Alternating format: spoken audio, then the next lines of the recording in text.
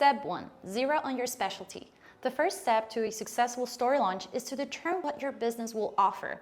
Defining your niche enables you to meet demand, build customer loyalty, and carve out your position in the market.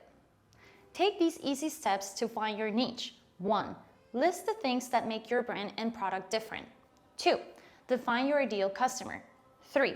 Explore trends in your industry to pinpoint buyer interest. And 4. Determine how you can bring unique value to your customers. Finding your niche in the e-commerce space is important because it allows you to focus on your effort, reduce competition, target a specific audience, and build a brand that resonates with your customers. By catering to a niche market, you can position your e-commerce business for a long-term success and growth. Are you ready to start your journey in the e-commerce space?